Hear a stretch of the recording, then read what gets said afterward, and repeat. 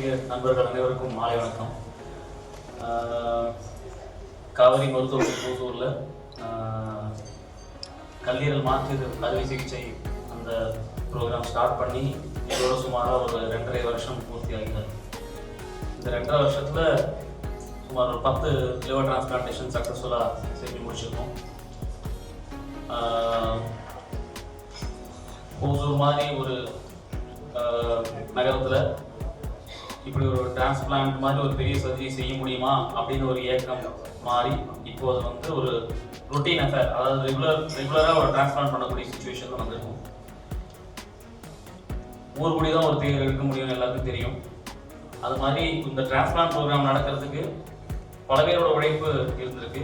திரைக்கு முன்னாலும் திரைக்கு பின்னாலும் பல பேரோட உழைப்பு இருந்திருக்கு. அத்தனை பேருக்கும் என்னோட நன்றியை தெரிவிச்சுக்கிறேன்.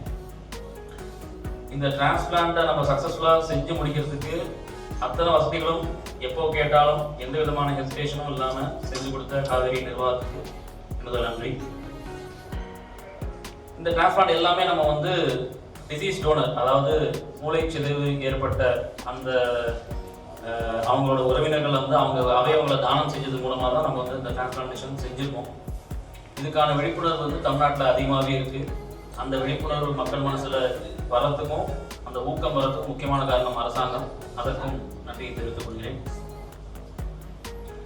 அவங்க அந்த உறவினர்கள் வந்து அந்த கஷ்டமான சுச்சுவேஷனில், அந்த ஒரு இக்கட்டான சுச்சுவேஷனில் ஒரு மன தைரியத்தோட தியாக மனப்பான்மையோட ஒரு லிவர் தானம் பண்ணுறதுங்கிறது மிகப்பெரிய விஷயம்.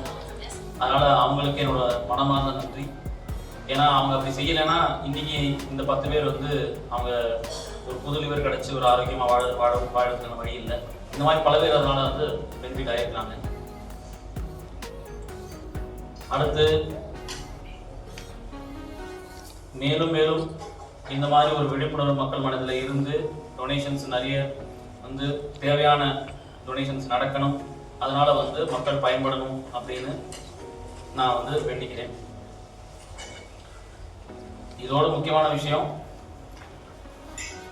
இந்த ஒரு நோய் வராமல் தடுப்பதற்கான விழிப்புணர்வும் மக்கள் மனசில் வரணும் அப்படிங்கிறது என்னோட இந்த நேரத்தில் என்னோட தாழ்மையான கருத்து.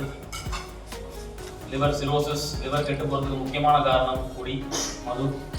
அதை எந்த அளவுக்கு குறைக்கிறோமோ அந்த அளவுக்கு குறைச்சி அதனால் ஒரு ஆரோக்கியமான வாழ்க்கை, கல்லீரல் ஆரோக்கியம், தேக ஆரோக்கியத்தோடு இருந்து மக்கள் நல்லபடியாக வாழணும்.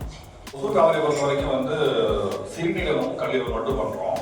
பட் காவேரி குழுன்னு எடுத்தீங்கன்னா வந்து இருதயமும் நுரையீரலும் சேர்த்து பண்ணுறாங்க. மொத்தம் வந்து இப்போ லாஸ்ட் கேலண்டர் இயர், அதாவது கவர்மெண்ட்டை பொறுத்த வரைக்கும் என்ன அப்படின்னா, இந்த நம்பர்ஸ் வந்து அஃபீஷியலாக டிக்ளேர் பண்ணுறது வந்து வருஷத்தில் என்ன நடக்குதுன்னு சொல்லிட்டு லாஸ்ட் இயர் வந்து காவேரி குடும்பத்தை பொறுத்த வரைக்கும் 75 வந்து லிவர் டிரான்ஸ்பிளான்ட் வந்து குரூப் லெவலில், ஏன்னா எல்லா யூனிட்லையும் வந்து பண்ணுறோம்.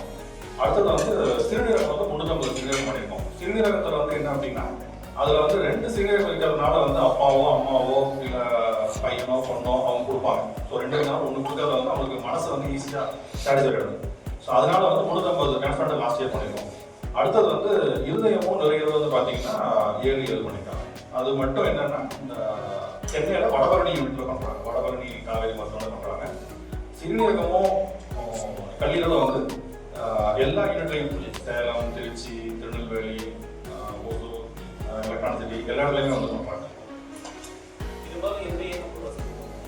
இதுக்கு வந்து வயசு வந்து ஒரு பெருசு இல்லை. என்ன அப்படின்னு பார்த்தீங்கன்னா, பிறக்கிற குழந்தைகள் இருந்து கன்ஜென்டிவ் சொல்லுவாங்க. பிறக்கிற பேர்லேயே வந்து கல்லீரல் ப்ராப்ளம் இருக்கலாம், இல்லை சாசன மாதிரி வந்து மது பழக்கம், இல்லைன்னா உணவு பழக்கம், இல்லை வாழ்க்கை முறை, அதனால அவங்க வரக்கூடியது. இது வந்து வயசு வித்தியாசம்லாம் இல்லை. அதாவது குழந்தை பருவத்தில் வரக்கூடிய லிவர் ப்ராப்ளம் வந்து சொன்ன மாதிரி கன்ஜெனிட்டல், அதாவது அவங்க பிறவிலேருந்தே அந்த பித்த குழாய் வளர்ச்சி சரியா இருக்காது, இல்லை உள்ளுக்குள்ள கல்லீரலுக்குள்ள இந்த பேரண்டைமல் டிசீஸ் இருக்கும், பிபிக், இந்த மாதிரி பல டிசீஸ் இருக்குது. அதாவது லிவரோட செல்ஸோட செயலிழப்புகள் வந்து இருக்கும். அதனால தான் வந்து லிவர் வந்து வேலையே பார்க்காது, லிவர் செயலிழந்துடும். அது பிறந்த ஒரு ஃபியூ மந்த்ஸ்லேயோ இல்லை 1 year 2 yearsலேயோ அந்த மாதிரி கூட நம்ம சர்ஜரி டிரான்ஸ்பிளான்டேஷன் தேவைப்படலாம். நம்ம அந்த எந்த அளவுக்கு நம்ம தள்ளி போட முடியுமோ குழந்தையோட வளர்ச்சிக்காக தள்ளி போட்டாலும் நம்ம ரொம்ப யங் ஏஜில் 2 வயசு 3 வயசுல கூட டிரான்ஸ்பிளான்ட் பண்ணியிருக்கோம். இங்கே புது மருத்துவமனையில் இல்லை, பொதுவாக சொன்னேன், நம்மளோட அனுபவத்தை சொன்னேன், ப்ரீவியஸ் எக்ஸ்பீரியன்ஸில். ஸோ இதை தவிர அடல்ட்ஸ்லன்னு பார்த்தீங்கன்னா உங்களுக்கு வந்து நான் சொன்ன இந்த காரணங்கள் தான். ஏஜ் குரூப் வந்து இப்போலாம் வந்து ரொம்ப யங் ஏஜ்லேருந்தே, ஏன்னா நம்ம 25 ஏஜ் குரூப்லேருந்தே வந்து லிவர் பாதிக்கப்படுது பிகாஸ் ஆஃப் த ஹேபிட்ஸ். நம்ம டிரான்ஸ்பிளான்டேஷன் வந்து எந்த வயசுக்காரங்களுக்கு பண்ணலாம் அப்படின்னு பார்த்தீங்கன்னா யங் ஏஜ் ஆப்வியஸ்லி அவங்களுக்கு தேவைப்படும்.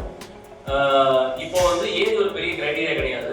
அது ஒரு 65 வயசு நபர் கூட நம்ம டிரான்ஸ்பிளான்டேஷன் பண்ணியிருக்கோம். நம்மளோட ஓல்டஸ்ட் பர்சன் வந்து 65 வயசு நம்ம பண்ணதுக்கு இங்கே போசூர்லேயே.